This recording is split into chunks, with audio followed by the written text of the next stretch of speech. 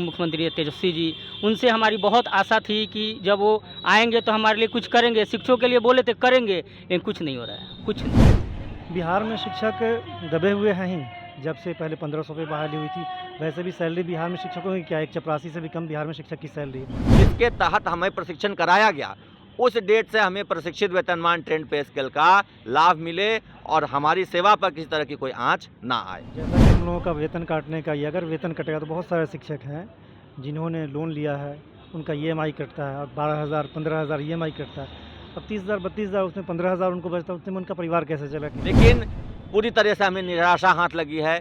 जो भी हमारी उम्मीदें थीं, जो राज्यकर्मी का दर्जा हमारी मांग है, समान काम समान वेतन मांग है या ट्रांसफ़र की मांग है, वो सब तो अभी पूरी नहीं होती दिख रही। नमस्कार, मैं हूं रक्षा और आप देख रहे हैं फर्स्ट बिहार।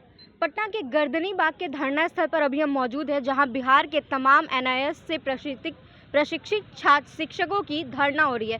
तो आइए हम सीधे इनसे ही जानने की कोशिश करते हैं कि इनके धरना करने का क्या किस लिए अब क्या मांगे हैं आपकी, जो आप धरना कर रहे हैं अभी। बिहार में कुल 65,000 शिक्षकों को शिक्षा के अधिकार कानून अधिनियम के तहत NIOS यानी कि राष्ट्रीय मुक्त शिक्षण संस्थान से ट्रेनिंग करवाया गया और ये केंद्र सरकार का अध्यादेश था। उसके आलोक में बिहार सरकार ने अनुमति दी और ट्रेनिंग हुई।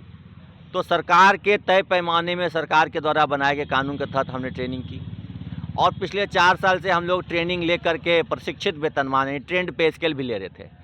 अचानक से अभी पिछले महीने में किसी एक ऐसे केस में जिसमें जो वादीगण थे, वो लोग थे जो प्रशिक्षित नहीं हो सके थे, जो फेल कर गए थे या परीक्षा नहीं दे पाए थे, उनके मामले में एक आदेश आया। उसको हम वैसे शिक्षकों पर लागू कर दिया गया जो पहले से ट्रेंड हो चुके हैं और ट्रेंड वेतनमान ले रहे हैं।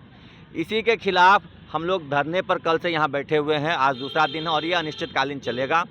हमारी मांग इतनी है कि जो वेतन कटौती का आदेश अलग अलग जिलों में निकल रहा है, इस पर रोक लगे, यथास्थिति बनी रहे और अंततः जो 31 मार्च 2019 का हमारा कट ऑफ डेट था, जिसके तहत हमें प्रशिक्षण कराया गया, उस डेट से हमें प्रशिक्षित वेतनमान ट्रेंड पे स्केल का लाभ मिले और हमारी सेवा पर किसी तरह की कोई आंच ना आए। शिक्षा मंत्री का ट्वीट आया है, उससे क्या उम्मीद मिली थी आपको।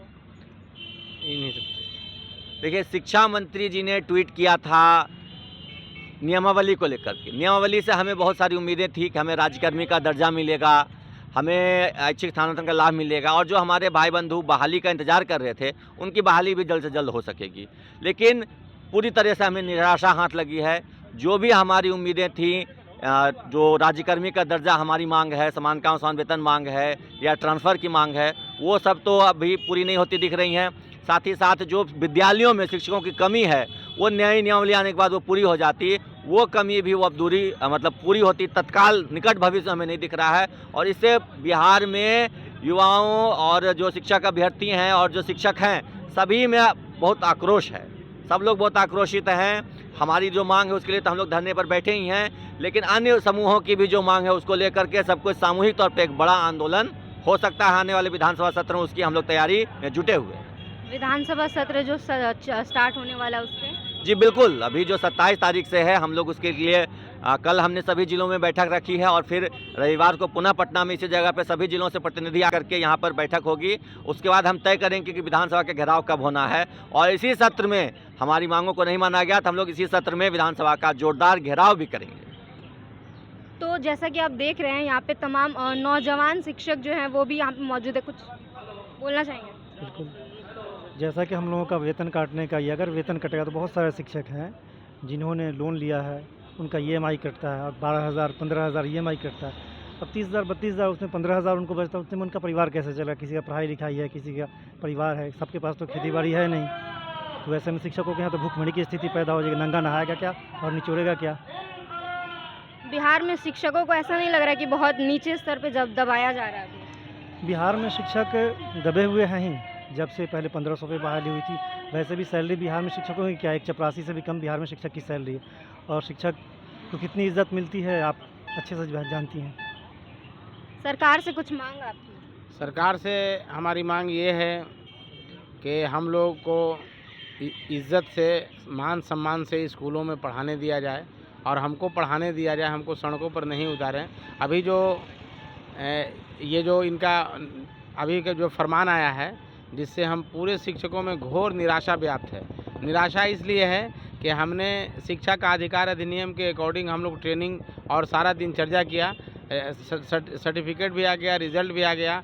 ये एक नया ऑर्डर निकालते हैं, उस ऑर्डर में इनका है कि इनके वेतन की कटौती किया जाए और इनको नवनियुक्त मानते हुए पुनः फिक्सेशन किया जाए। तो आरटी अधिनियम के धारा 23 के अकॉर्डिंग जो हम लोगों का ट्रेनिंग हुआ है, हमारी सरकार से आशा और उम्मीद यही है कि आप हमें पढ़ाने दें स्कूलों में और 31 मार्च 2019 से हमारा पे फिक्सेशन पुनः निर्धारण कर दें। तो आइए हम और लोगों से जानते हैं कि शिक्षा मंत्री का जो ट्वीट आया था उसको किस रूप में देखते हैं आप? शिक्षा मंत्री का ट्वीट तो हमेशा था, कल भी आया है, और उनका जो ट्वीट है वो हवा हवाई है। ऐसे मतलब अभी धरातल पर कोई काम नहीं चल रहा है, जो बोल रहे हैं बस बोल रहे हैं। बस आप विभाग में जाइए, विभाग वाले बोलते हैं हमें तो पता ही नहीं है क्या उन्होंने बोला है, क्या साइन किया, कुछ नहीं, कुछ धरातल कुछ सब हवा हवाई है। हम लोग शिक्षा मंत्री से बहुत ही दुखी हैं, और जो माननीय हमारे राजद के जो उप मुख्यमंत्री है तेजस्वी जी, उनसे हमारी बहुत आशा थी कि जब वो आएंगे तो हमारे लिए कुछ करेंगे। शिक्षकों के लिए बोले थे करेंगे, लेकिन कुछ नहीं हो रहा है, कुछ नहीं। जब से तेजस्वी यादव को कुर्सी मिली है वो उन्होंने कुछ नहीं किया। कुछ नहीं 10 लाख तो बोले थे रोजगार देने के लिए, उल्टा शिक्षकों का रोजगार छीन रहे हैं। हजारों अप्रशिक्षित शिक्षकों का रोजगार छीन रहे हैं। मतलब कुछ नहीं हो रहा है, कुछ नहीं। बात तो ऐसी की जा रही थी कि तेजस्वी यादव अगर मुख्यमंत्री बनेंगे तो सब कुछ सही हो जाएगा। सब कुछ सही हो, सही कहा गया, लेकिन तेजस्वी यादव फील्ड में कुछ और है और मुखौटा उनका कुछ और है। हकीकी दुनिया से वाकिफ़ रह के भी वो बेखबर रहते हैं। उन्हें जनता और शिक्षा का कोई मतलब नहीं रह गया। शिक्षा स्तर इस दिन पे दिन गिरता जा रहा है। शिक्षा गुणवत्तापूर्वक चाहिए, लेकिन ये नहीं शिक्षा का बदहाल स्थिति है उसे निखारा जाए।